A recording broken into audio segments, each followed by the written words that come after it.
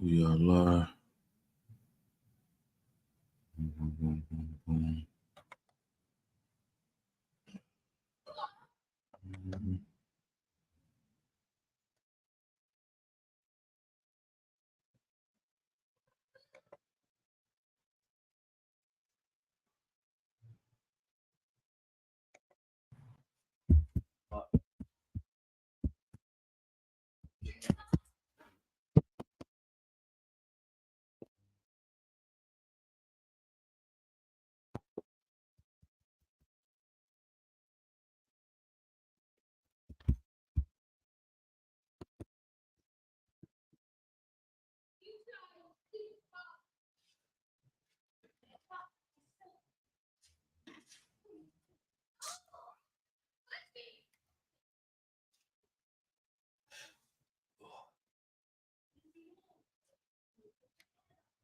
You said live.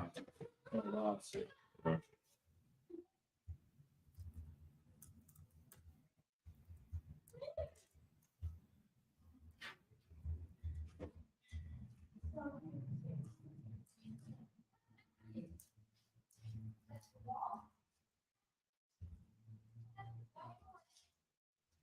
So you saw that chicken outside? Yeah. Go after my neighbors. That's it. That's the neighbors. That's theirs. Yeah. Dude, that's sitting out there. Yeah, it's tied up over there. Oh, it's tied up? Mm-hmm. Oh, okay. I didn't notice that. Before. All right. Straight into it. Let me see what I'm gonna understand. Which one, sir?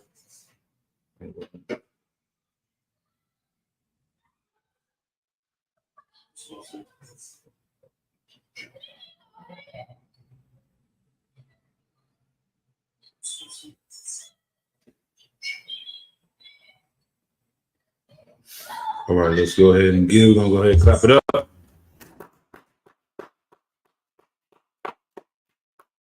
Right. Shalom Yasharallah.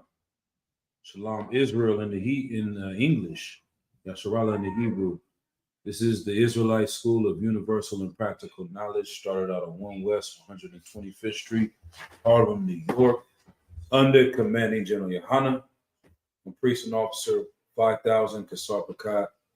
This is the Thursday night scripture breakdown for ISUPK, Northern California, ISUPK, Bay Area, Sacramento. If you are in the area, come to 2213 McDonald Avenue, Richmond, California. Yeah, we could turn that. Yeah. So, all right. So, if you have any questions online or in the room, let's go ahead and get them now. All right. Let's see. All right. Tonight's topic is we are not equal.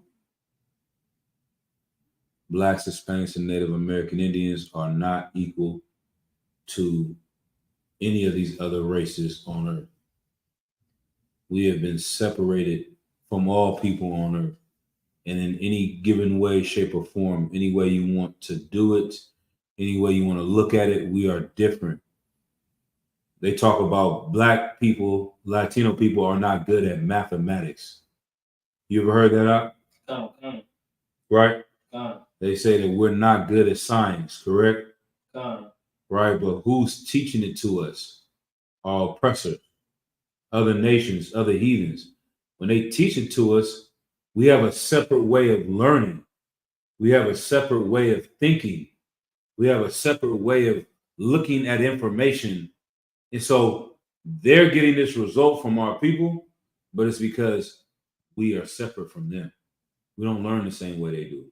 So they think there's something wrong with us, but really it's something wrong with them. Right. And I was that Dave Chappelle skit when they were talking about the guy was a Black KKK member. He was like, man, you shouldn't like Will and Grace. Will and Grace was a TV show about a LGBT member and a whole bunch of LGBT activities on the show. He was like, man, ain't nothing wrong with you not liking Will and Grace, there's something wrong with Will. Like something wrong with him. It ain't nothing wrong with you for not liking him. There's something wrong for him for being that way. There's nothing wrong with us and us not knowing science or math or any of these things. There's something wrong with the people that are teaching us. Because in every way we're separate. We're separate in our fitness and running and track and field and football, basketball, music, you name it, we are separate. The only thing we don't want to be separate at is our God. You know what I'm saying? Like, and that's key right there. So what's interesting about that? We know that we're different in everything we do, right? Because we say it all the time. Like, nobody can cook like us. Nobody can dance like us. We'd be proud to be the fastest runners, the fastest jumpers. You know what I mean? Like, we're proud to say that about Black people. But we will not separate our God from other people, even though we're so different. And the cold part about it is, you know what? Is that the Lord is the one that made us special and all those other things. So it's like it's his decision. It's clear, but we don't want to accept it. And that's because of years and years of oppression. All right, let's go ahead. Deuteronomy 7:6. Come. Mm-hmm. This is the book of Deuteronomy. Yeah. Oh, yeah. Dua. Shalom, Yahweh Shem Yashai Third priest and officer Uraga Bar checking in. This is the book of Deuteronomy, chapter 7, and verse 6. Mm-hmm. For thou art an holy people unto the Lord thy God. Mm-hmm. The Lord thy God hath chosen thee to be a special people. All right, one more time. The Lord thy God. From the top. Uh-huh. For thou art an holy people unto the Lord thy God. Blacks, Hispanics, and Native Americans, you are a holy people. We know what the word holy means. What does the word holy mean in Hebrew? Sir. Go ahead. You mean set apart? Right. What's another? What is the actual word in Hebrew? Do you know? Sir. It's Quadash. Quadash means to be separate, right? Holy, set apart. Why is it saying that? In the Christian church, they teach it more of like it's a feeling. You know, I feel holy. I'm righteous. I got the Holy Spirit, the Holy Ghost, and all this. I'm sanctified. When you look at it in a more logical manner, in a practical manner, it's that this chair is for everybody. These chairs are here for everybody. This chair is separate from everybody's chair. This podium up here is separate. Only priests are supposed to be on the podium. You know what I'm saying? Like, this is separate. It's holy. It's just pretty much that simple. It's like you go to the club, everybody's in the common area, then they got the VIP area. It's separate. It's segregated. It's special. It's different. That's what the word holy means. So read it again one more time. Mm-hmm. The book of Deuteronomy, chapter 7, and verse 6. Mm-hmm. For thou art an holy people unto the Lord thy God. Mm-hmm. The Lord thy God hath chosen thee to be a special people unto himself. Right. Above all people that are upon the face of the earth. Right. So he has a hierarchy. This is another thing we went over last week. It's a hierarchy when it comes to the family. It's a hierarchy when it comes to the brothers in the truth. It's a hierarchy when it comes to business. It's a hierarchy when it comes to the animal kingdom. Everywhere you're going to see there's some people that are subordinate and there's some people that are giving out the orders. So how is the world going to be organized unless there are people that are in charge of running this world? The same world that we're living in right now is ran by people that are in charge of it. It's a select group. They're separate. You can't get into that group because you're Black, because you're Latino, because you're Native American. So all this talk about niggas joining the Illuminati and all that, they're not accepting these people. You may be affiliated with them. You might do some side work with them, but they're not letting them really in that circle because you're not bloodline related to them. You are a nigga. So, in essence, This is the thing. They're lying to us, telling us we should all be equal, we should all hold hands and come together. But the reality of the world is that the people that run the world have separated themselves from everybody else, and they don't let anyone else that's not of them run the world. And so what we have to wake up and understand is that it's either going to be us or it's going to be them. The Chinese have already accepted it. They've said that in the mirror. It's either going to be us or it's going to be them. The Africans have said it as well. It's going to be us or it's going to be them. You understand? Like the East Indians said the same thing. Is it going to be us or it's going to be them? Everyone is having this meeting with themselves and their people that either we're going to run the world and we're going to put our people on and we're going to separate ourselves from the Africans and we're going to separate ourselves from the Asians and we're going to separate ourselves from the Edomites and East Indians are going to run the world and we're going to be in charge, or we're going to be underneath these other people and they're going to be in charge. Right? And that's the only way it can be. We're the ones that don't want to accept it, right? But the Lord has said it this way and wants us to be this way. So he gave us everything we need to actually be in charge. The only thing we need to do is find our way. Is there anything else on that verse? Sir. All right. Read it one more time. This is a very important verse. Read it slow too, Baba Bashar. Book of Deuteronomy, chapter 7 and verse 6. Right. For thou art holy people unto the Lord thy God. Right. Unto the Lord. That's important too. Like we've been given unto him. We don't have a choice. Like that's another thing we don't want to accept. Like you don't have a choice to follow these rules or not. Your forefathers already came into a covenant with the Lord, and there's no way out of the cycle. It's the real life get down or lay down. You're either gonna get down with what the Lord is saying, or you're gonna have to lay down to the rules and regulations and the punishments that come for your disobedience. Right. You have to. You are set apart and been given unto the Lord. Keep going. The Lord thy God hath chosen thee. Right. You didn't choose him. He chose you. You don't have a choice. This is how your kid's gonna come at you when they grow up. That's what you believe. I don't want to believe that. Well, I gotta follow what you did. I'm my own person. No, you're not. The Lord has purchased you with a price. This is what you're here for. This is the reason why you're here. It's to obey him. Keep going. To be a special people, right, unto himself, above all people that are upon the face of the earth. Now, what's wrong with that, though? Like, it'd be one thing if you was chosen to be at the bottom, if you was chosen to have, nothing. But the only reason why we're living in this condition is because we're not accepting our destiny and wanting to be who we're supposed to be. Keep going. Verse 7. The Lord did not set his love upon you, nor choose you, right, because ye were more in number than any people. Right, that's carnal. That's how Esau looks at things. It's a numbers game. Who got the most numbers? Who got the most money? Who's got the most weapons? Who's got the most this? Who's got the most that? Land purchase, businesses. These are all the things that make you valuable in Esau's world. In the Lord's world, it's not so. He chose us because we were the least. And that makes him more powerful. It makes him more, it shows his greatness even more. If you could take somebody off the bench and turn them into a champion versus somebody that was an all-star into a champion, which looks better? The latter, sir. Right. You taking somebody that was off the bench, the former. If you take the latter would be the champion.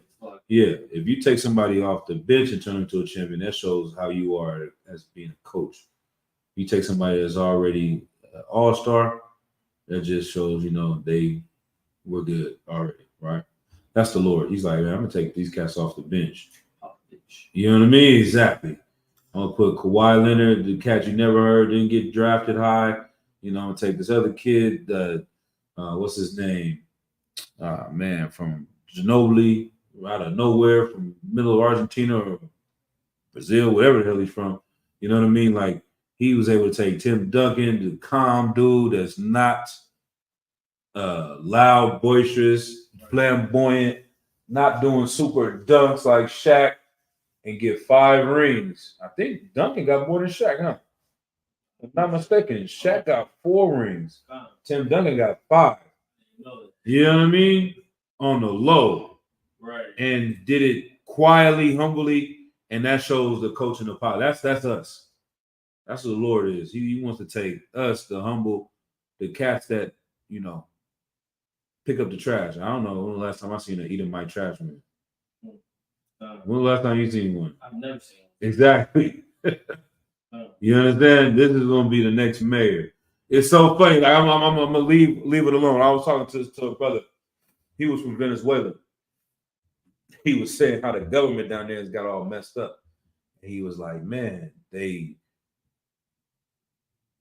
they're finding loyalty to their leader, and you putting these people in power, and they're not putting people in power that are actually real leaders. He was like, the president right now, I think he said he used to be a trash man or something like that. It had me laughing. But it's like, that's the Lord. He's gonna put people that you would never think should be in charge that'll be in charge, right? But read that verse. Was that verse 7? Come. Right from the top. Verse 7. Mm-hmm. The Lord did not set his love upon you, right. nor choose you because ye were more in number than any people. Right. For ye were the fewest of all people. Right. Verse 8. But because the Lord loved you, there it goes right there, and because he would keep the oath which he had sworn unto your fathers, hath the Lord brought you out with a mighty hand, right, and redeemed you out of the house of bondmen. Right, out of the house of slavery, out of the house of captivity. This book is about freeing a nation of people out of slavery, and nobody's been in slavery more than blacks, Hispanics, and Native Americans. Right. The proof is in the pudding. Like when these people over there in Israel try to claim our heritage, you don't act like slaves. Like we act like slaves. You go into our communities and see how we are, how we treat each other. Why do you think we killing each other like this? Like, that's why I can't hear none of that nonsense about the so-called Latinos not being Israelites. Right. You know what I mean? Like, how can you say that? They are in the prisons just like we're in the prisons.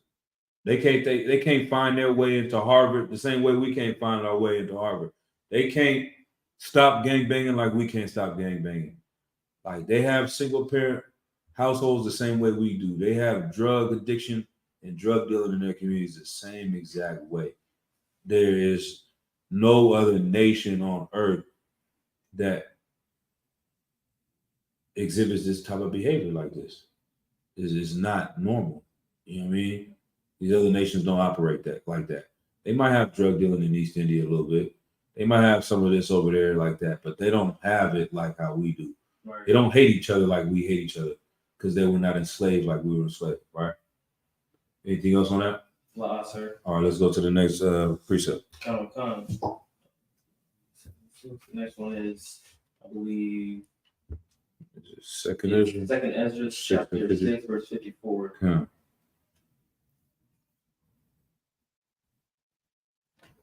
Chapter 6, verse 54. Mm-hmm. Come.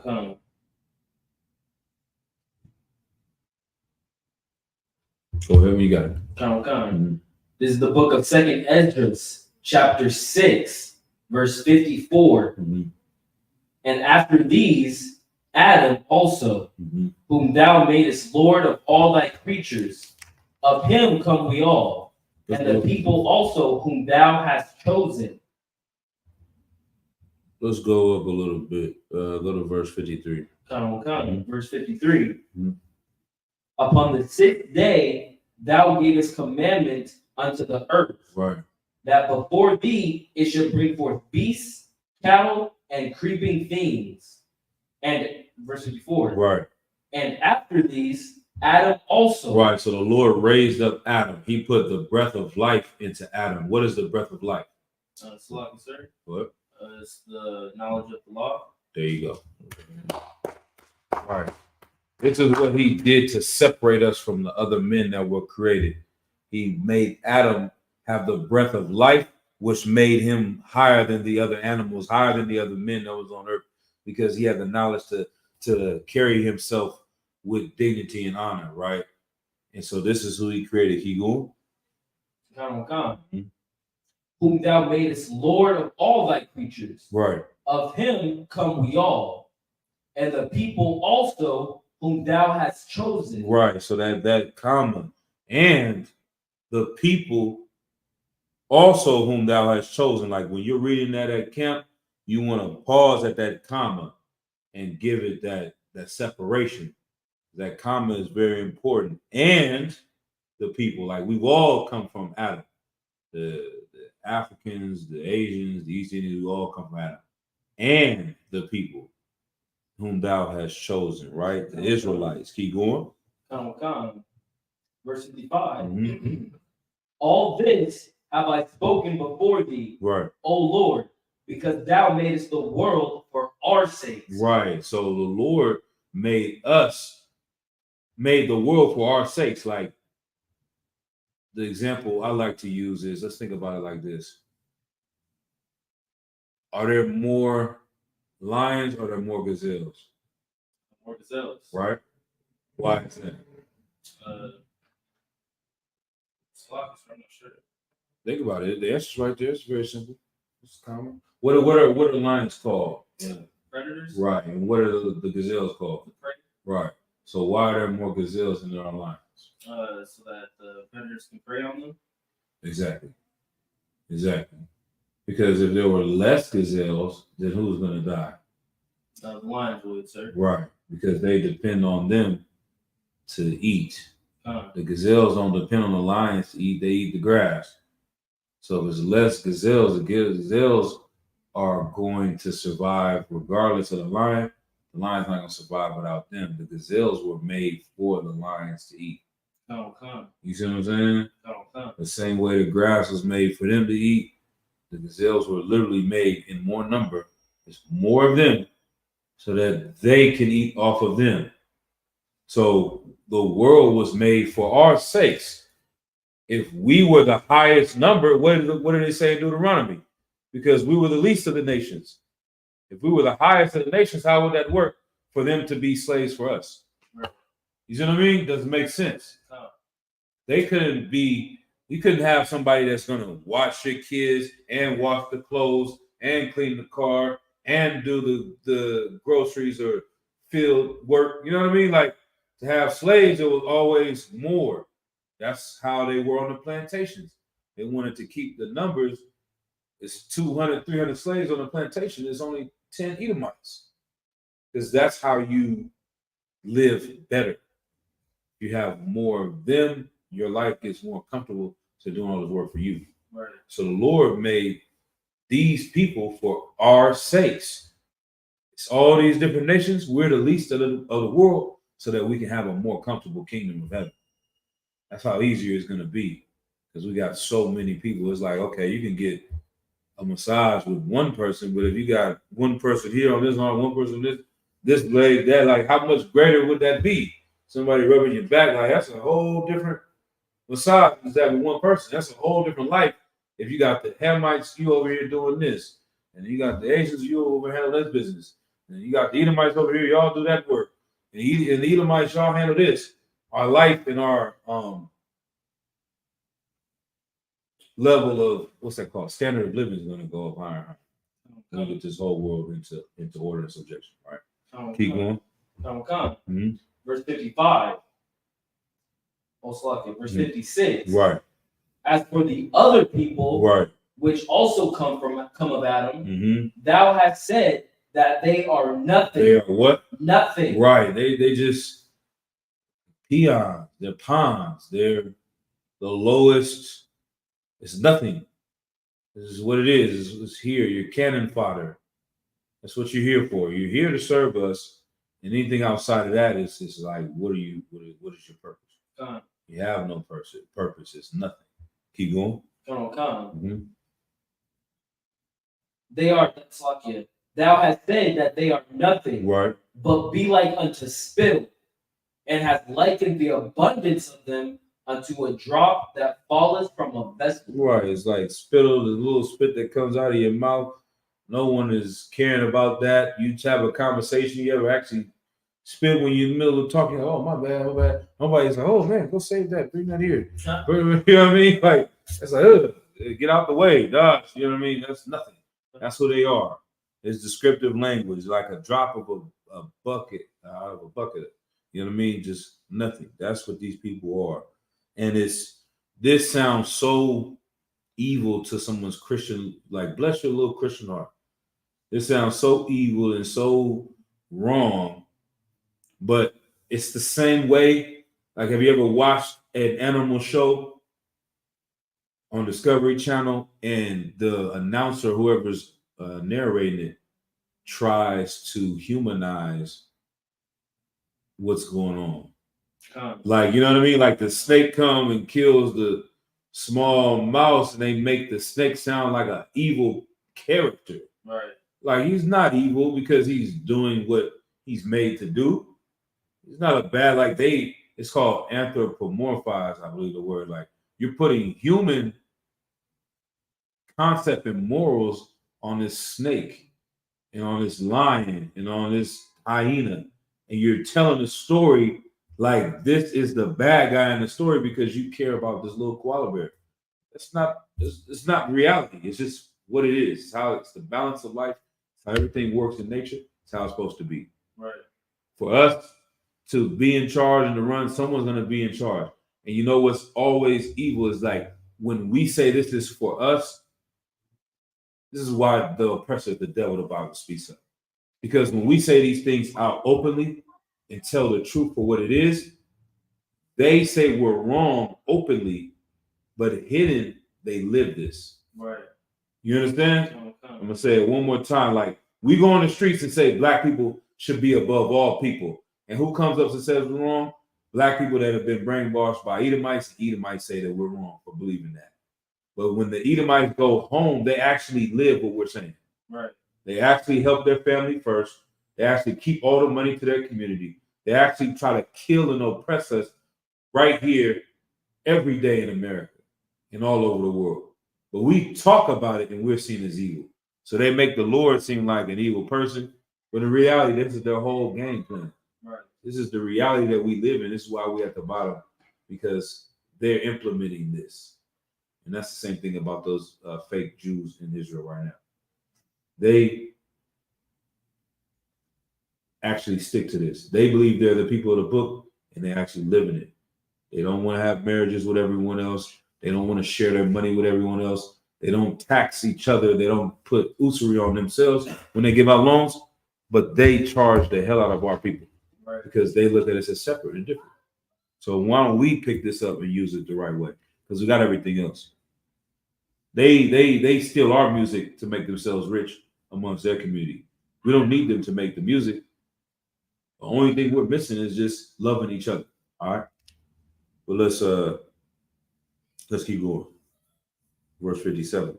Mm-hmm. Verse 57. Right. And now, O Lord, right, behold, these heathen which have ever been reputed as nothing, reputed as nothing, right, have begun to be lords over us and to devour us. Man, this is a very heavy. This is I love this precept, man. Like, now he's asking the Lord, how is that these people that you said are nothing, how are they ruling over us? Like, how? I think they used to, I never even watched them movies, but remember the names, like it's something called like Revenge of the Nerds. Or there was a movie called 21 Jump Street, 22 Jump Street, whatever. And when he was in high school, the school was a certain way. The jocks were in charge. The people that were bullies were popular. The girls that wore all the makeup, everything, the superficial people ran the school. When they went back to high school, they were older. The people that were running the school now were the nerds and the geeks and everything that was cool before. And you remember that movie? You know what I mean? Like, they used to be like one strap. We used to wear the backpack on one strap. That was cool. They came back. Everyone was two strapping. Like, if you ain't got on both of the backpack straps on, you're not cool. If you're not worrying about the environment, if you're not worrying about, computers or games, and just all the stuff that was not cool before became cool. And the cool dude mind couldn't he couldn't understand it. Right. Like, how is this that? And it's the same way. Like, you go to an elementary school, and the coolest kid on the yard is a little brother. You know what I'm saying? The one that can jump, he fly, he dress cool every day. You know, he got all this stuff. He's taking people's lunches, whatever he need to do. You know, he's running it. Then you get 20 years later, and officer so-and-so is telling him to get out of the car and get on the ground. Right. The same guy he was bullying and taking his lunch from, now he's the one taking you to jail for the next 20 years. Like, how's he the one running the world? These guys that all they did was play Pokemon all day. Now they run Google. You know what I'm saying? It's like, how is this the case? It doesn't make sense that these people are in charge of the earth. Read it again. Verse 57. Right. And now, O Lord, behold, these heathen which have ever been reputed. Reputed. Yeah. Which have ever been reputed as nothing. Right. Have begun to be lords over us. Right. And when you get to words like that too, you know, this is another thing I learned too with reading anything. You know, reading comprehension is very important. I always talk about that in school. And when I read the Bible, even if I halfway think I know something, or if I don't recognize a word, you look it up immediately. You know what I'm saying? Like, that's important. Like, what does reputed mean? It means the reputation of what they're known for. Okay. That's part of it. It says generally believed to exist or be something specified, but not definitely the case. Or else he says widely known and well thought, or well thought, respected, highly regarded. What does reputed mean? It means she is reputed to be 25 years younger than her husband. So reputation is similar to the word like reputation. So having a good repute or reputable, that's it.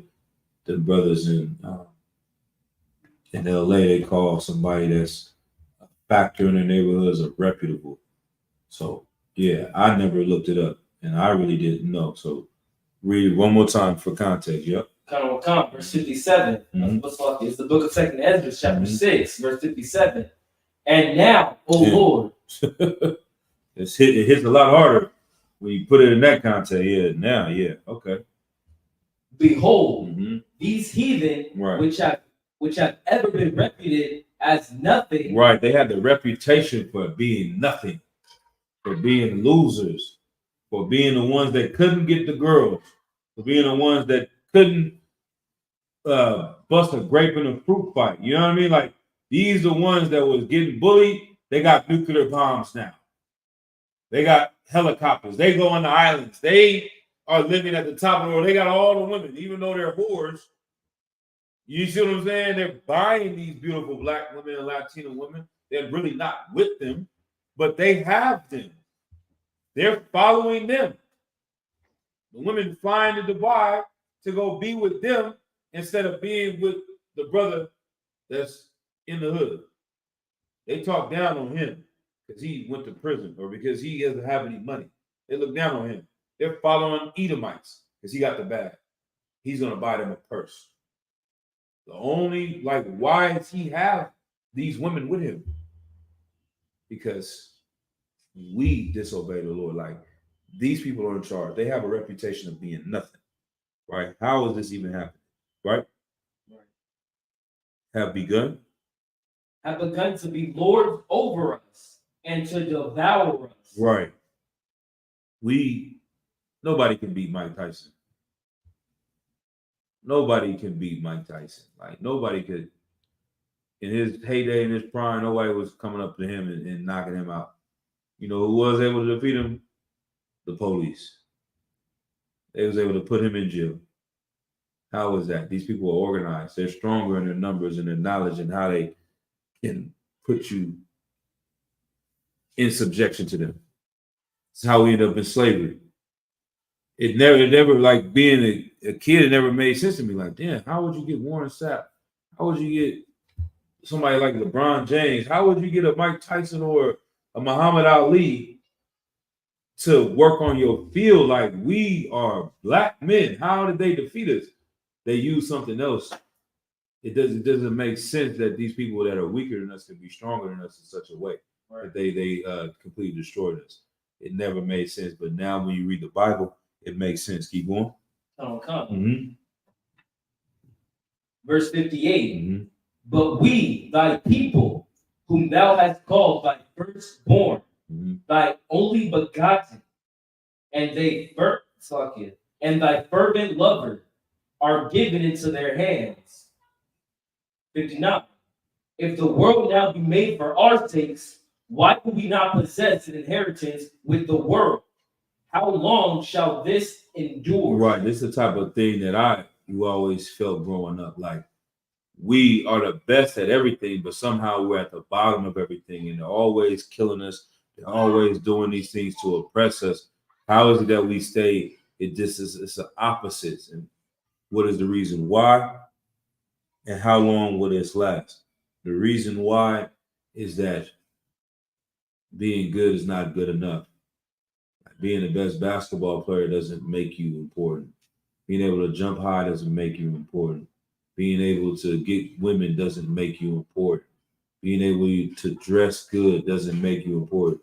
Being able to cook well and dance well. Like, we put so much pride in things that are really not valuable unless we're righteous. That's the real value. Right. Now everything in order. Now all those things that were like, they're just icings on the cake, take us to the next level. Like, okay, yeah, you can dance good, but are you righteous? Okay, you righteous and you can dance good. Now you can do some more with that. Right. Like, you can cook good, okay, but are you righteous?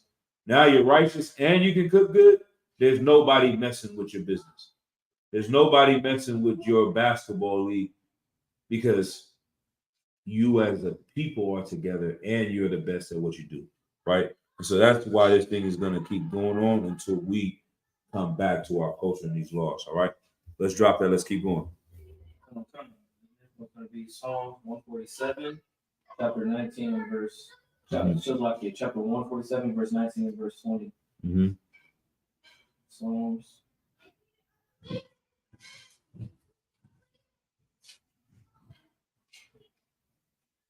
As a matter of fact, before you get that one, let me get this one in Job, I think. Let me see if I can find it real quick. I think it's Job 30. Oh. Let's see if it comes up. Job 30 and 1.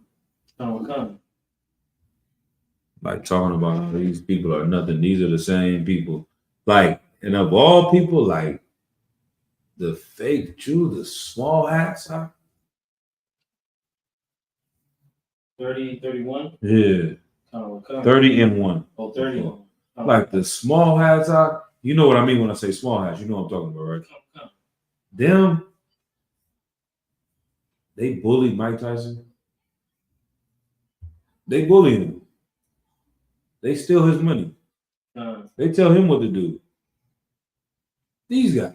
Nah. The people that, you know what I mean? Like, who should be bullying? Who should be? You sit down. You go pick that up. They talk to him like that. We don't see it on TV. That's what they were telling you with Eazy-E and the whole NWA. That's whole song, No Vaseline. Like, you see Eazy-E coming in, Compton, Dr. Dre, Ice Cube. Behind closed doors, it's a white man yelling at them, telling them, you better shut up, you little ignorant. I took you out of the ghetto. I'll send your black ass back. Right. This nigga slapping niggas on the hood and like, nigga, on the hood, nigga, on my mama, nigga, you gonna do what this nigga that come in and niggas get scared and start shivering and shaking when he come in the room. Nigga, a white man walk in the room and he starts shivering and shaking. Right. You see what I'm saying? He start holding his head down. He let that white man slap him. You see what I mean? That's what was really going on. That's what happens to our people. You can be all of that in the hood. Nigga bench pressing 400, 500 pounds. When the police come, them niggas run. That same cat, that Debo, that was taking Craig and them money, pulling up on a bike, everybody sweating, tucking their chain. Debo wasn't gonna do that when the police pull up. He is gonna be the punk now. Police gonna take him to jail and strip him naked and tell him to call. It doesn't make sense that Mike Tyson is getting bullied by somebody, but it does make sense if you know this Bible and you know that our power comes from the Lord. Like we say God, but God in the Hebrew means power, our strength, our energy. It's the same thing. You got lights on, you got energy. You ain't got no power. You don't have no energy. We don't have any power as a nation of people because our God is weak. Our God is effeminate. Our God is our oppressor. See how that works? The person you should be going to for strength and power and energy is the one that's oppressing you and making you weaker and using up your energy. So that's how we get into these situations over and over and over again. But this is how it's supposed to be. Go ahead and read, Joel. This is the book of Job, chapter 30, and verse 1. But now, they that are younger than I have me in derision. Those fathers I would have disdained to have set with the dogs of my flock. Their fathers, the people that have me in derision. What does the word derision mean? You know, you got the good vocabulary though. What does derision mean? Slock and confusion. Chaos. Not quite. It says contemptuous ridicule or mockery, jeering, like sneers, like making fun of the people that you would laugh at. So read it again. Verse 30, chapter 30, verse 30. Job chapter 30, verse 1. I'm thinking 30, 31 for the color scriptures. No sweat, no sweat. All right. The book of Job, chapter 30, verse 1. But now that they are younger than but now they that are younger than I have me in derision. Whose fathers I would have disdained. They're laughing at us. We're the joke of the world. We're the clowns. Like, you ever notice that on TV? It's subtle. They might do it a little bit less because niggas is getting hit. We waking up a little bit. But back in the 90s, if you were like honestly, on every day-to-day basis, you go to a job and you act like an Edomite, what does that do for you in life? Let me know. If you were to talk with perfect English and hello, how are you doing today? What is that going to do for you in this society? Sir, it just makes me more comfortable. Okay, but what is it going to do? What is it going to do for you? Oh, nothing, sir. No. If you went to work and you was like, yo, what's happening? You feel me? What's going on? You feel me? I'm up here. I'm at the job, about to get it in. What's that going to do for you? You in business. You in a Fortune 500 company. Okay.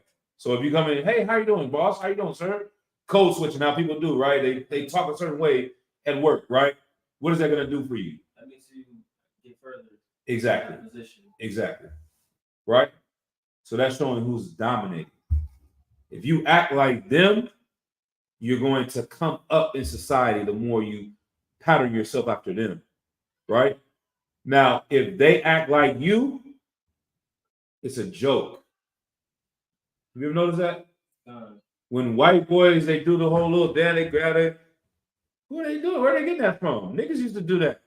Those breakdancing. They used to do all these little moves. When a white boy starts talking hip hop and saying, yo, it's got enough flavor, mad flavor, son. It's a joke in the movie.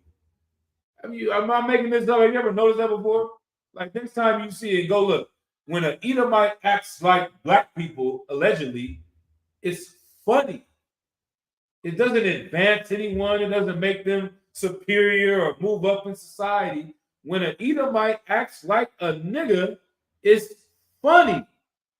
So what does that say about us? As a joke. Exactly. Read the verse again. Book of Job, chapter 30, and verse 1. But now They that are younger than I Right. have me in derision. We're in derision. We're a joke to them. Our culture, our way of life, the way we talk is funny to them. It's not serious. It's not something you should look up to. If you act like a rapper or somebody from the hood or ghetto and you're white, it's a joke. If we act like them, you might get a job. You might move out of the ghetto. You might help your family. It's because they want to put us at the bottom, right? You know what I'm saying? But it's not so. It's not what the Lord wanted. Keep going. These people that were at the bottom are laughing at us now. Keep going. Whose fathers I would have disdained to have fed with the dogs of my flock. Damn.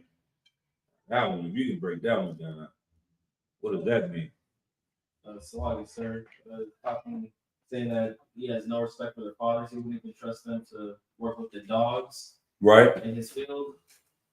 Yeah. Okay. What does that mean now? Bring it on home to like context of what we're talking about now. Salagi, sir. That these people who are less than dogs are above us. Yeah. Yeah, I'll take that. You know what I'm saying? Yeah, exactly. It's like I wouldn't.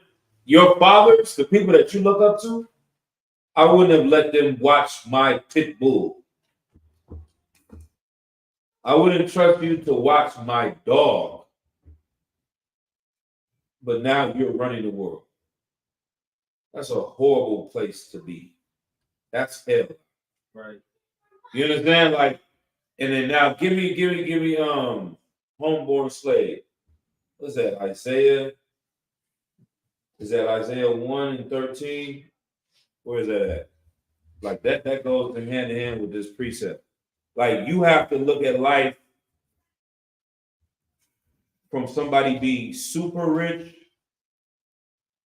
to being super poor. Jeremiah 2:14. That's where it's at. Okay. Give me that. I don't come.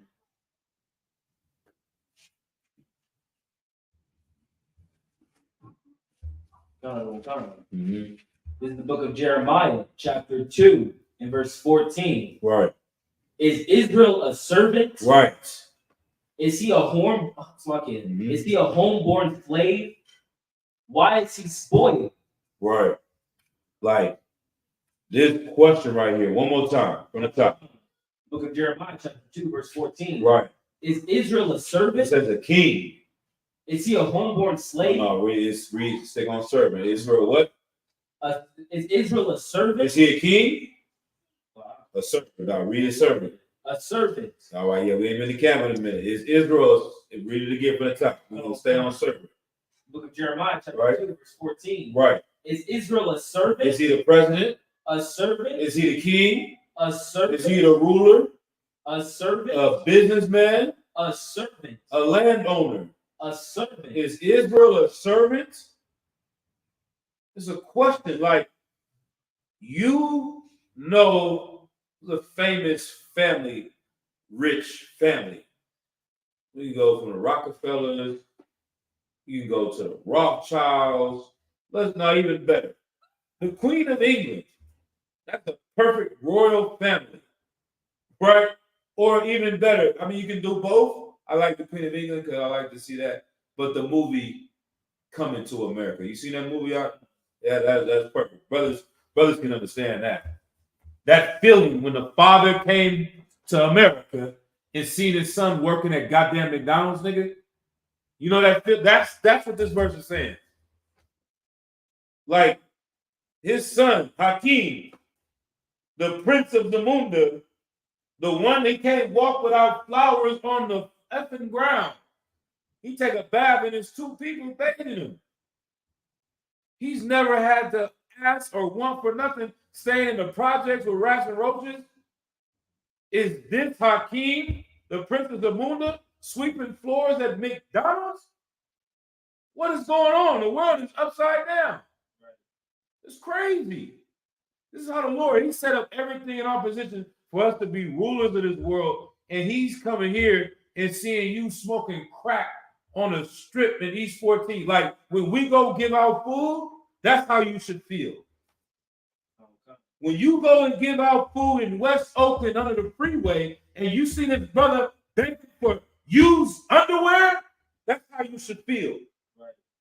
Is this an Israelite begging for canned food? Why? We need to stop this. This is atrocious. Right. You see this devil ride by in a Bentley? You should be in that. You should live in the hills. Your family shouldn't worry about anything. You shouldn't have to get up at 4 o'clock in the morning. They should be doing that. That's what this verse is saying. Is Israel a servant?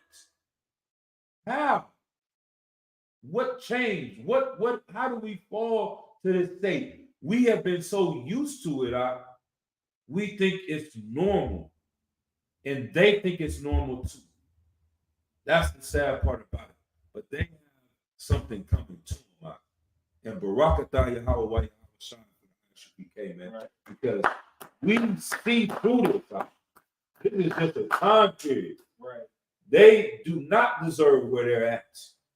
And we deserve that. But we're going to get the kingdom out. That's right. You don't have to sit and ask for the kingdom and wait for it. We're going to do this work out. Because this is what we deserve, man. I'm tired of this. Captain Yadazak say that all the time. Like, I'm tired of this captivity. And we got to use that energy to be more tired to do this work. Whatever it takes, whatever we got to do, we got to keep going. Don't let this fire die out, man, because he's going to try to use this slavery to stop you from fighting him. He's going to try to use this money to try to stop you from fighting him. You know what I'm saying? And so this is the precept. Read it one more time. Right. Jeremiah chapter 2, verse 14. Right. Is Israel a servant? Right. Is he a homeborn slave? Right. Why is he spoiled? Why have you been taking of everything? Why are you in debt to everybody? Why are you getting up? Why are you doing all this work? Because our forefathers lost the way. You know what I mean? There's no other way to say it. We disobey. And when I say our forefathers, I'm talking about us. Because we are them. You know what I mean? But now we're here. And the only way out is going to be as much work as they want to put into keeping you enslaved. Like Esau is diligent. That's one thing about him. He is organized and he is diligent. That's for sure. They run these businesses very well. General Muhammad was talking about that. Like, you want to say the white man is the devil, but he's like, I also like having water. You know what I mean? I like going to the faucet and water come out. Like, I like taking showers. You know what I mean? Like, are you going to do everything that he's doing to make sure that that works?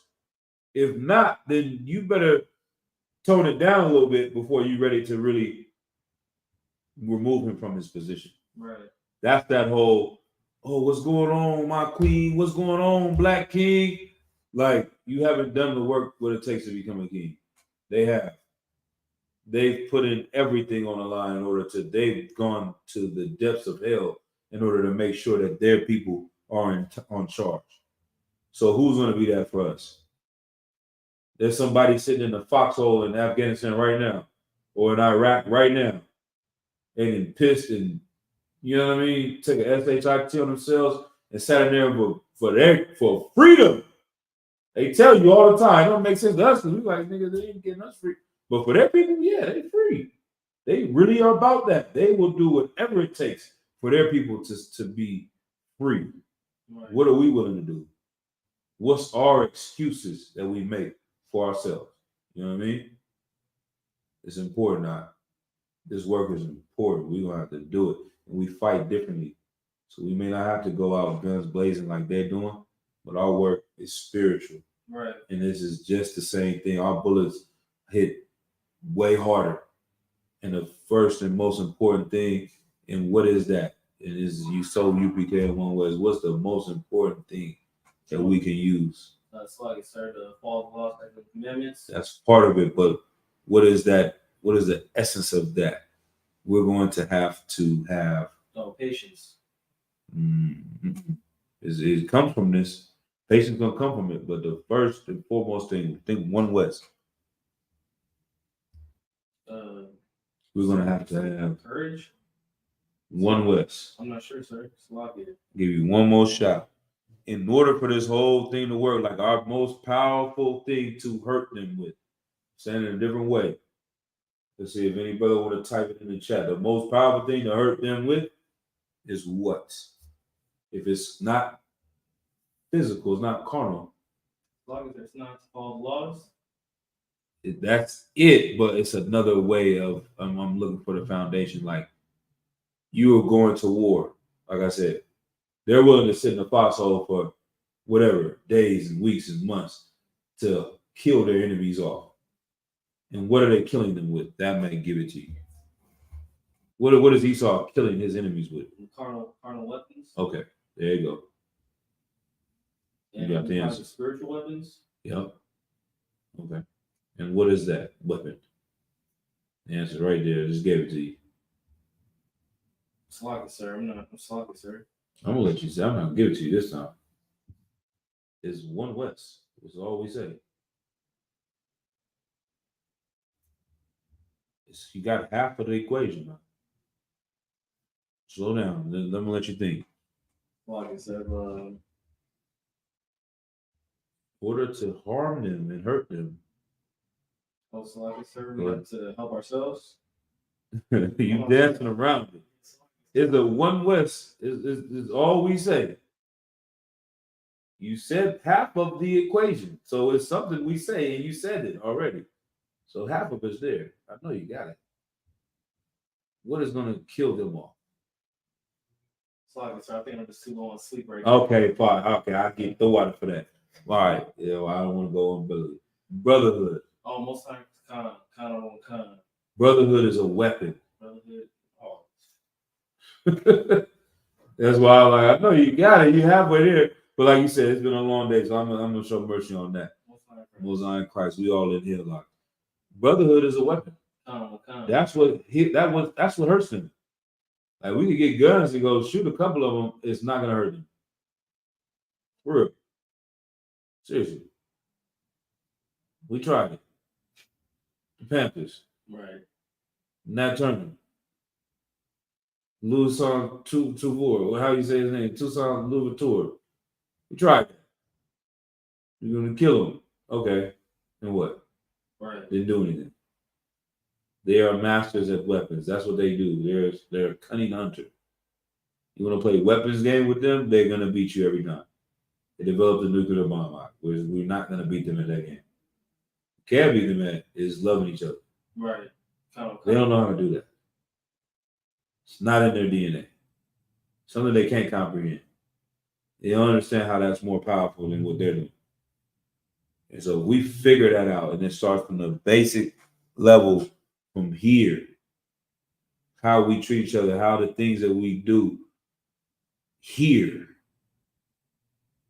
Then we spread that out. It destroys them. True.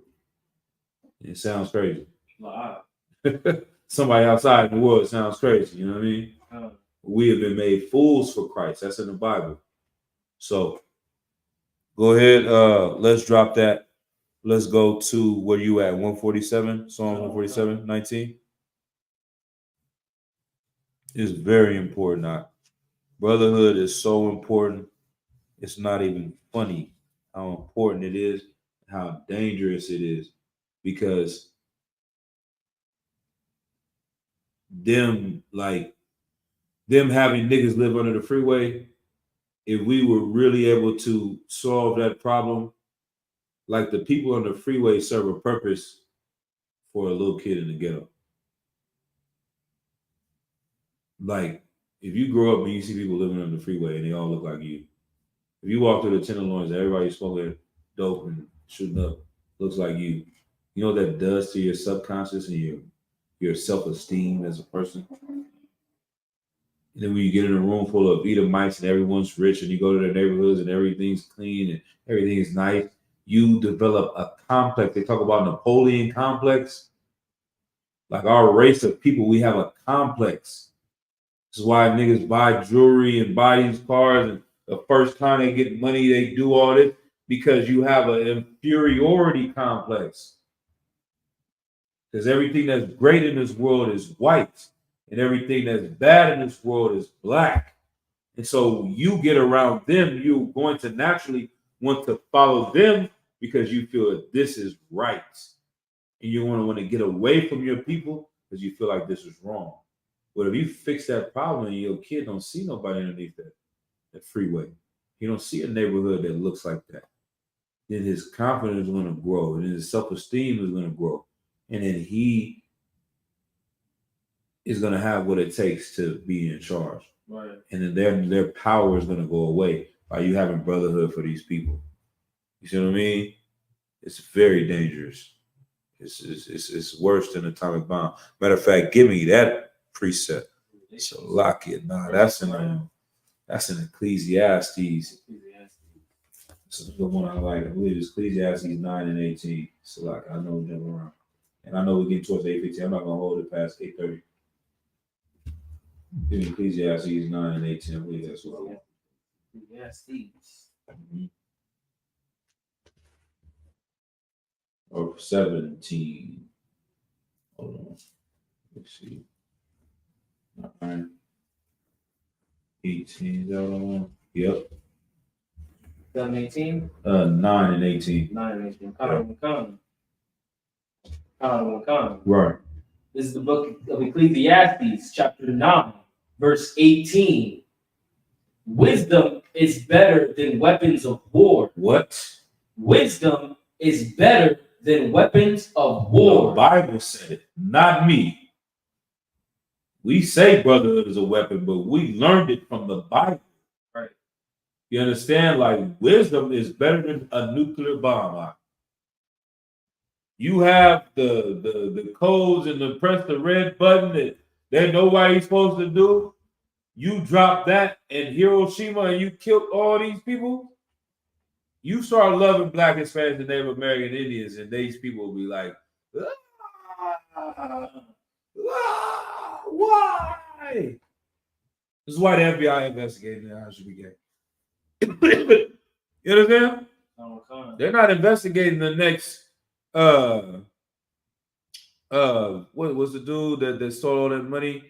Bernie Madoff. They ain't investigating him. They're not investigating the next, Enron or all these big Wall Street cats and these Mark Zuckerberg. They're not really trying to stop him. Why are they watching this little? Do you see the room we at?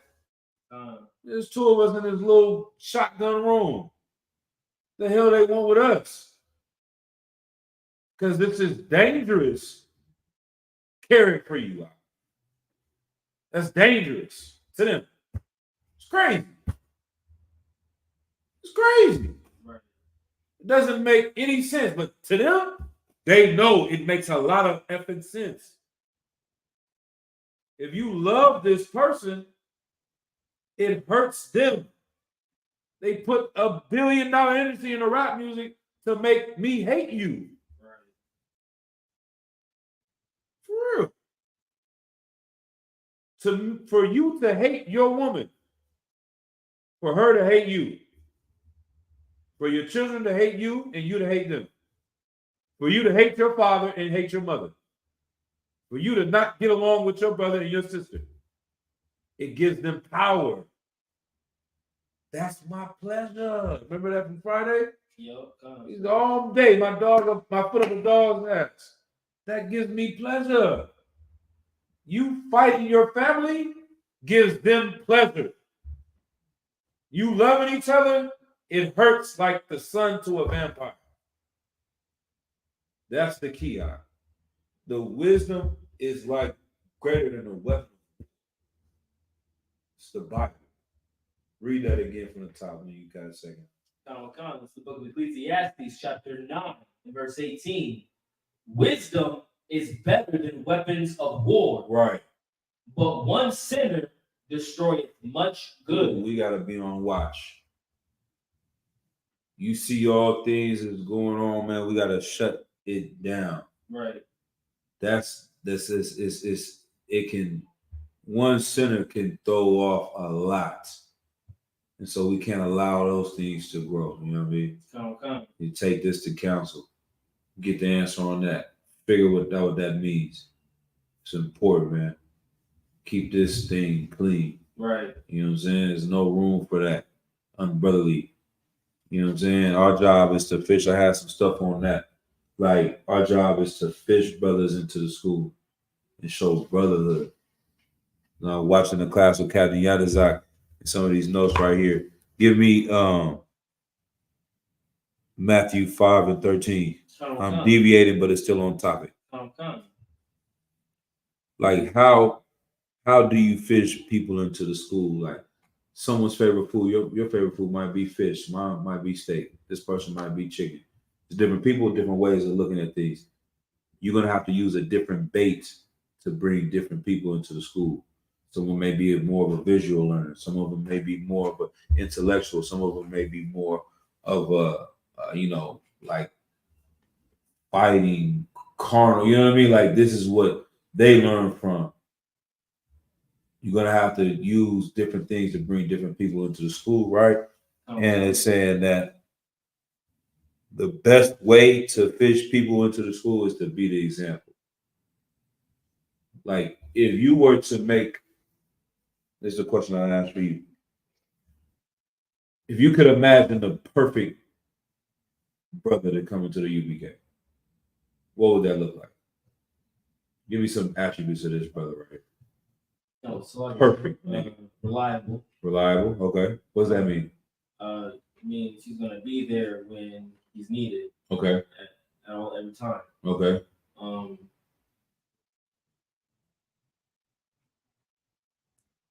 So I can serve reliability and zeal. I believe. I think those are the. What's your name, Enoch? Ready. That's why. That's all you can see. He's like, that's me. It's reliable at the ready. That's the brother's spirit. He can't even think of no other attributes of a good brother. Most High in Christ. So get that brother have that. That's him. You know what I mean? My nigga. But what something else, man? What would a brother do? Like, think of some of the great men in the school. What do they do? Like, what are some good attributes of a solid, perfect brother, from knowing the Bible to knowing the men in the school? What would that look like? So like, sir, I think I'm having trouble answering the question because when I think reliability, I just think of all of those things. Right, but what does that come with? More of those things. Like I said, who like we want to be specific, like some great brothers in the school, man. Captain Zaria, you know what I mean? What's some good attributes about him? He's reliable. I'll get it, yeah. That's it. Okay. Hard working, right? Willing to sacrifice. You know what I mean? Somebody that is trustworthy, loyal. You know what I mean? Somebody that has care for other people, patience, kind. You see what I mean? Humble. These are attributes of somebody that is an excellent brother, right? Knowledgeable. What are some other things? General Hyman, available, forgiving. You see what I'm saying? People that don't hold on to things. All these attributes of what a great brother would be. You get that? You understand this list of what a great brother would be, and you become that. Okay. That's how you lead men. You have to be the change in the world that you want to see. You can't come and have some brother come into the class and you got Black and Mild in here talking about, nigga, you need to stop smoking. You got to be the change in the world that you want to see. See what I'm saying? That's the Christian church, though. Yeah, it doesn't make it sound crazy to you, but yeah, go ahead. Yeah, okay. I guess so. It's the truth. Now, you know where I got this from? The class is called The Mirror. You know what I mean? That's what Captain Yadazak is like. That's what's important. Is we have to examine ourselves. That's a precept at all times. And see, are you being who you want to see? Because a lot of times, the way he was explaining is like, where you fishing brothers in, you want brothers to come into the school, you got to be approachable. You can't send a brother that's not approachable to bring brothers into the school. He said, don't, if the Shamar cat over here, he mugging him and he grilling him and he, you know what I mean? Like, that's not going to bring him in. It's just going to be as full as just me and you in here. You see what I'm saying? As we said, it's going to be the same, me and her and him. That's it. You know what I mean? Like, in order for this thing to go, he said, send the approachable brother to approach the brothers. Or either you're going to have to become an approachable brother to go deal with these brothers to bring them in. Well, you can't be treating them like that. Oh, that brother smell like weed. He coming to the class smelling like weed. Yeah, he had to get high to come up in here, to get cut, to start getting high. You ain't going to be the new Sadducees and Pharisees.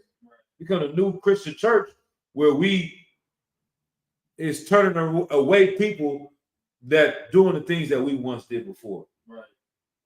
How dare you? You know what I'm saying? Who the hell do we think we are? He's doing these things and he used to do the things. You ask Lord for forgiveness. You ain't got no mercy for him. He got 1 week to get in order and Shema and Kana Makan and shut the hell up and sit down. Nah, life don't work that way. The Lord didn't work with you that way. Don't do that, brother, that way. You know what I'm saying? Like, have some mercy like you had some mercy. And that's the way these things work, right? So go ahead and bring it. Matthew 5:13. Book of Matthew, chapter 5, verse 13. Ye are the salt of the earth. Right. But if the salt have lost its savor, right, wherewith shall it be salted? Right. Like, if you got some salt, look at these. Who is this? Mobile semi truck.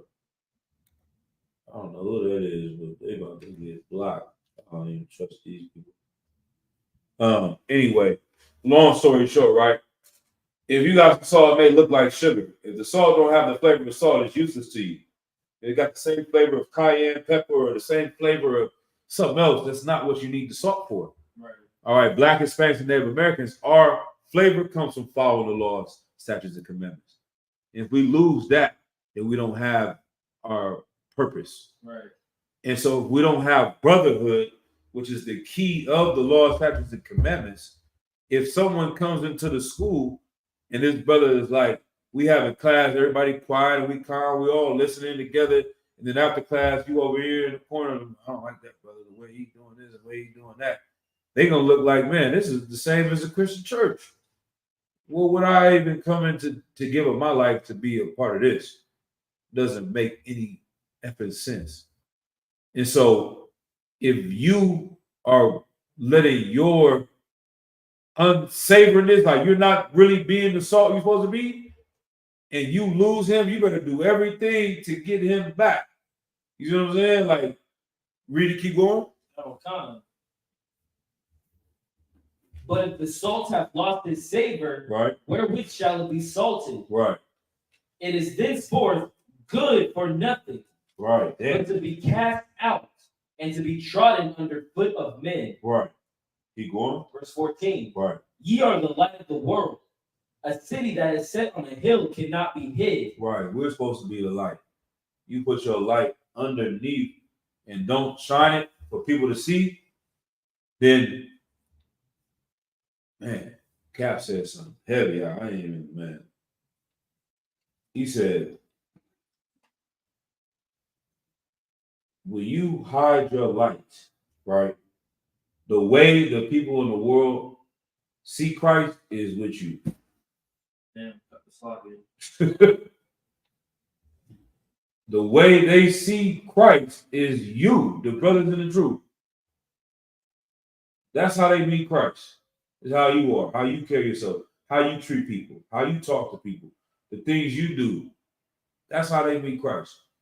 And so if you don't have the flavor, you don't have the salt, or you don't have the works, faith without works is dead. So you are letting Christ die. You're not keeping him alive. You know, that's how we live all the time. We understand that culture so easily. Because in our hoods, in our neighborhoods, we lose niggas all the time. And they say, we're going to keep his name, what? Alive. By what? Talking about him, listening to his music, going to do the memorial, and everybody get drunk and drink his favorite drink. And we all going to pop a pill for Mac Dre. We all going to post some syrup from the jacket. And we're going to go to his place where he got killed. We're going to have a party here. Like, you keeping his name alive by acting like him. Right or wrong? Everybody grew dreads after Mac Dre died. Why? Because Mac Dre had dreads. Everybody started popping pills. Why? Because Mac Dre popped pills. Everybody started going dumb and hanging out the whip because Mac Dre was doing it. You was keeping him alive. Well, how are we going to keep Christ alive? Doing the works that he did. Acting like him. If you don't do the works, faith without works is dead. If you're not doing the work, then Christ is dead. If you doing the works and he lived, he is risen. He lives through us. That's what it is, man. So this is very important now. You know what I mean? So last thing, let's go. We're gonna go through songs. 8:30. We're not gonna go past too much, a little bit longer. So let's go through what we're gonna finish the precepts for. The Lord is a racist, and this all ties in because this mission that we have is very important. And once we know how important our people are to the Lord, how dare we not make them important to us? Like the Most High God, he sees that person on the street for who they are. You put the glasses on, you take them off. Like they had a movie about that. They had like aliens or something that was, you know what I'm talking about? I just watched it in the last 2 weeks. Damn. So what was the concept of the movie? You explain it real quick, and I'm gonna use it to break down this.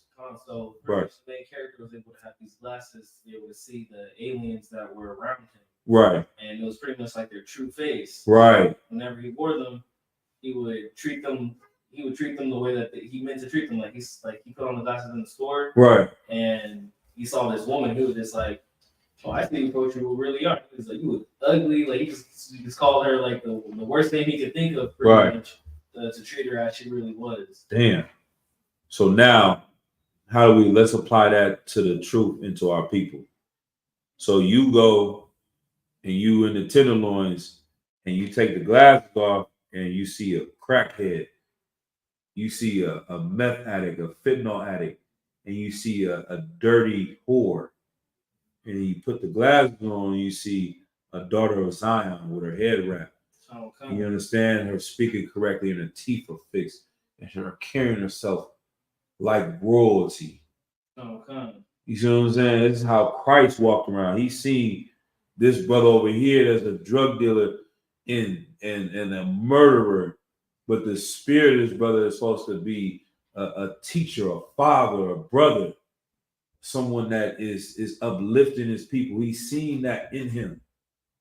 And then when you take them glasses off and you see that white man riding in that car in that suit, and you see him as that mayor and that governor and that police officer, and you put their glasses on and you see that real demon.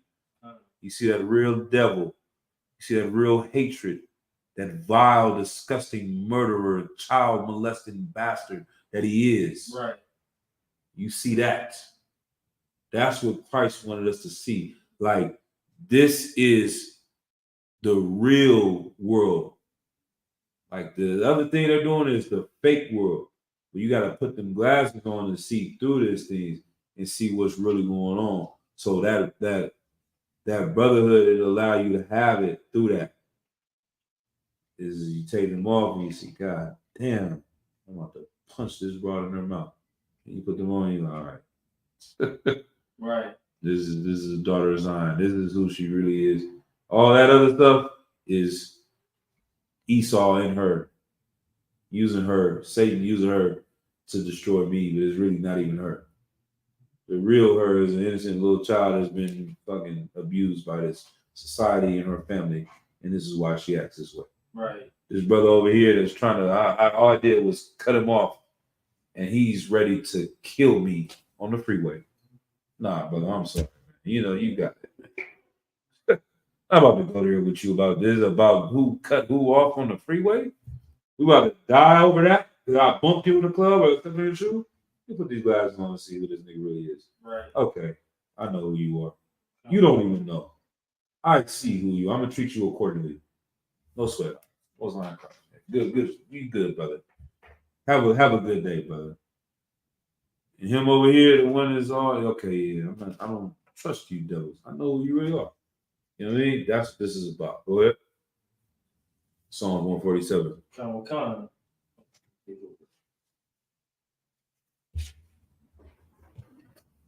It's the book of Psalms, chapter 147, and Right. verse 19. Right. He showeth his word unto Jacob, Yeah, right. his statutes and his judgments unto Israel. Right. 20.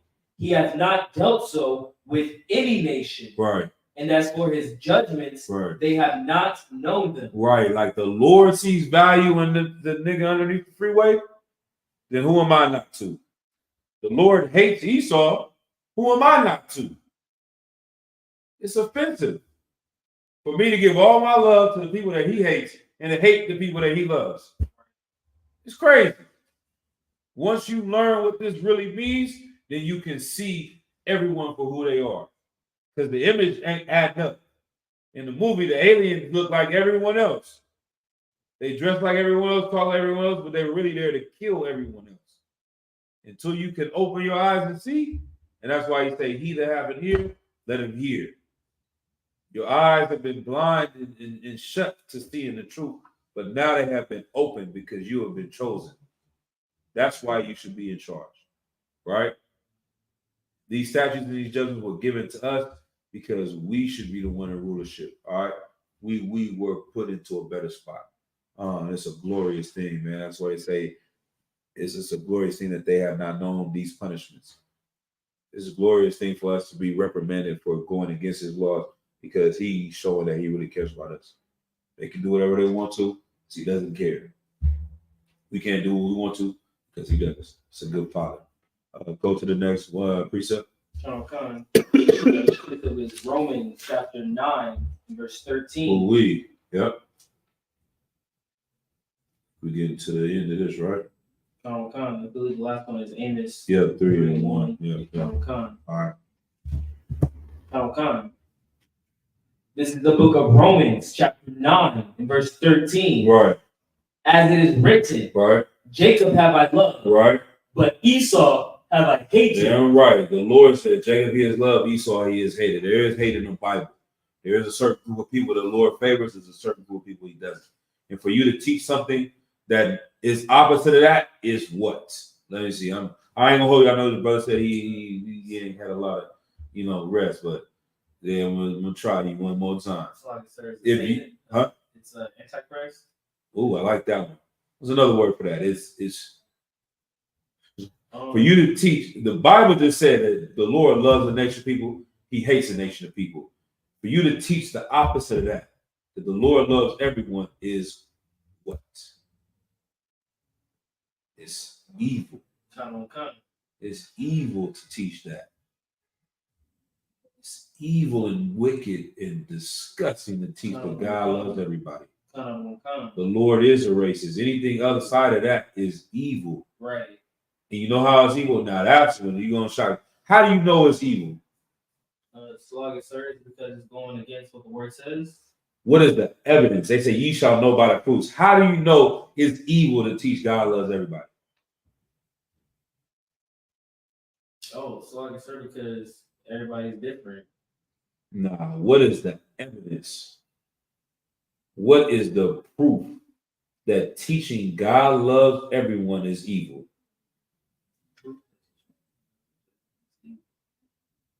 East Oakland, Harlem, Chicago, the South Side, the Bronx, Miami, Dade County, New Orleans, Jalisco, Mexico, right. Brazil, Jamaica. The evidence of God loving everybody and they telling us our people and how our community is evidence that this is evil as hell. Because all we do is shoot and kill each other and rape and rob and murder. And we live like animals in our ghettos and our communities by believing God loves everybody. Following the Christian church has made us to live in hell on earth. If we taught that God doesn't love everybody, we would have the kingdom of heaven. Right.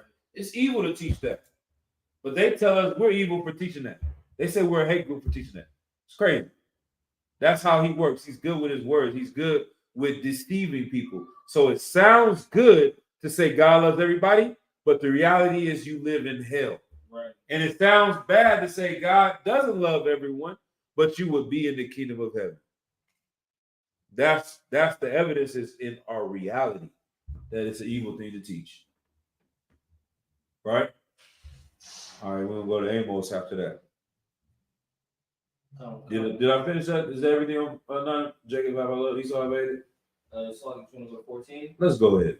Verse 14. What shall we say then? Right. Is there unrighteousness with God? Like even that. You see? It was still on. He had to quell people's minds then. Right. The same way we're talking about like virtuous women, like even then they're like, that's kind of harsh. The natural element of us, we're such a caring people. It's like, damn, he hated Esau from birth. Something can't be y'all in the cult. Paul, you teaching evil. You going, I know it said it in the Bible, but maybe it was a different understanding breakdown. That was just Esau only. Can't be all of them. Can't be all the children. He's like, nah, what are we going to say? That there's evil with God? Because he said this? God forbid. How are we going to tell the Lord who he can love and who he can hate? Right. The proof is in the pudding. It was a thing, and it was, I forgot the breakdown. Like I said, I'm trying to say. It was like some Edomite woman, she typed a whole article about how she felt bad that her black friend could go in the sun and not get sunburned. And how unfair it was. Right, that's what it was. Like how unfair it was that her black friends could not age the same way she does. And it's like, I remember watching a little interview about the Mormon church. And they were interviewing the Mormon church, and they asked the Mormon, like, hey, in the Mormon Bible, it says that black people, their skin turned black because they sinned and they became evil. And it says that sounds racist to me. And the dude in the interview, he was like, yeah, I didn't write it. You know what I'm saying? Like, don't say that I'm racist because I'm reading it. That's what the book says. You know what I'm saying? Don't put that on me. He said, you just said what it says. So that's what it is. You said this book is sexist because it's saying men should be over women. I didn't make the book. This is what it says. I just follow it. Right. It's the same thing. You're saying the world is not fair because black people can go in the sun and we age better than you. The Lord made it that way. It's not fair. It was never made to be fair, or else we would all be equal. We're not equal. So who are you mad at? Take that up with God. That's what he basically was telling them later. Like, don't tell me the book is racist and it's my fault. Take that up with whoever wrote it, or take it up with God, basically. And that's what we're saying. Like, the reality is these people don't have the same things we have. And the only person you could say is wrong for making it that way is God. That's why they can't stand in the sun. Right? So read verse 14 again. Come, verse 14. What shall we say then? Right. Is there unrighteousness with God? Right. God forbid. Exactly. How dare you say that? Because, yeah, I can jump out the roof and you can't. The Lord gave me the strength to do that. He gave me the muscle fibers to do that. God forbid. You know what I'm saying? Is anything keep going? Let's see, verse 15. Come, verse 15. Mm-hmm. For he saith to Moses, right, I will have mercy on whom I will have mercy. When you at camp, you're going to put that emphasis on I will have mercy on who I will have mercy, right? Like, he is declaring his power. Like, who you going to tell me what to do? Like a father again, like, kids trying to tell you something. I said to sit your ass down. Well, but somebody told me, the teacher said I could. You can't wear. I said you can't wear that. That's what I said.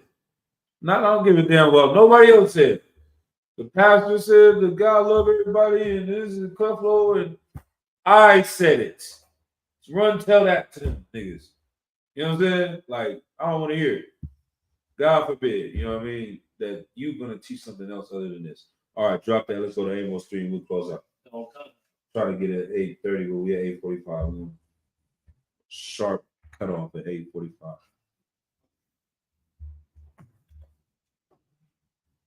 Right. He said because the Most High didn't teach that.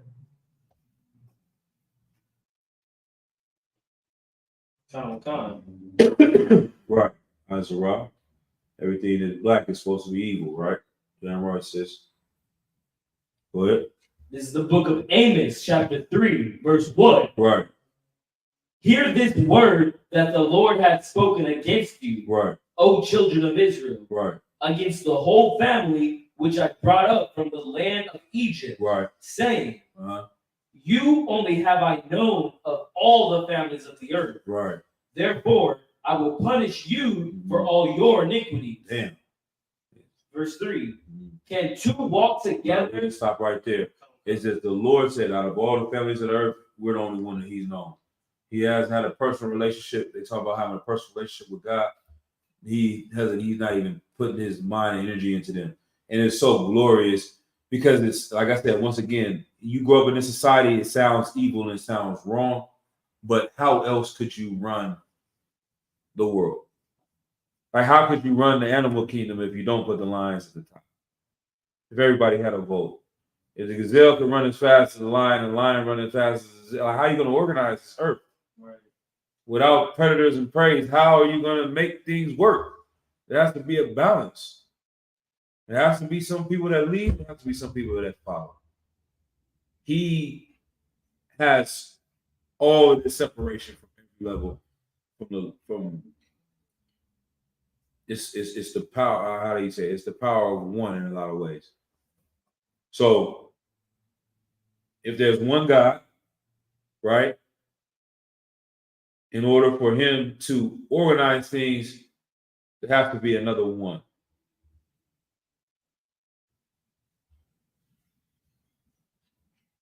I'll let you write that down. I'm going to break this down. We're going to get up out of here.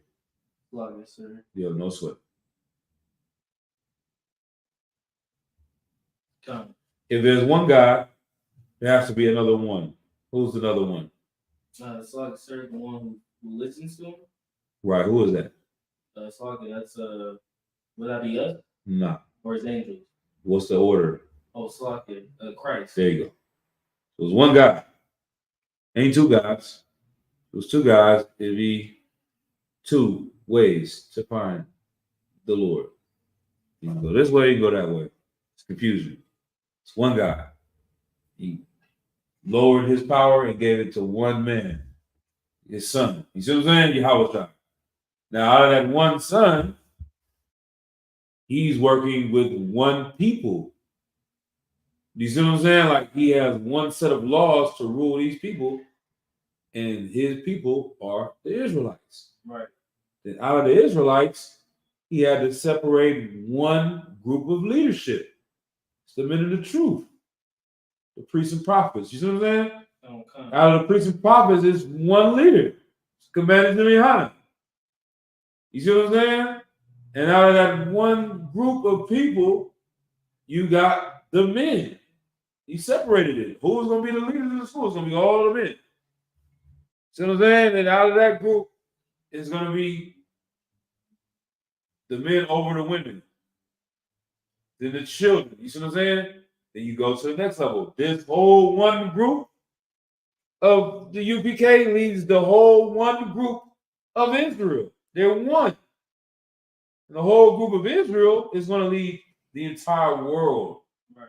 You see what I'm saying? One keeps passing it down to one, keep passing it down to one, keep passing it down. It's a hierarchy. It has to be in order for this thing to work. And that's because we have one God. So you only have I dealt with out of all the nations. It has to keep being a separation in order for this thing to work and have actual power. Because if you keep making things equal, if you got two sons, and then it's confusion at that level. So he's not going to do that. It's going to be one Lord. It's going to be one Christ.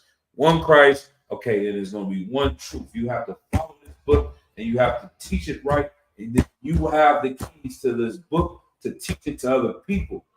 We're going to put you in charge. It's commanded to heaven. Then after that, then we're going to have the school. It's only one school. It ain't two schools. It ain't three schools. It ain't ISUPK, IUIC, and this and that and that. No, it's one school where everybody can come to learn. And then out of that one school, it's one nation. You can't be African. You can't be this and that. Like, it's all makes perfect sense because we have one God. Right. And so that's the order. And that's what that verse is saying too. Like, out of all the people on earth, we have been chosen. We've been separated. He keeps standing on that. We're the only ones that get punished. I don't go over to IUIC and say, hey, why you ain't check in? Why you ain't turn this and why you ain't do that? That's not it. You gotta, this brother right here, you gotta do that. This brother here, you got to do that. This is where it's all coming from.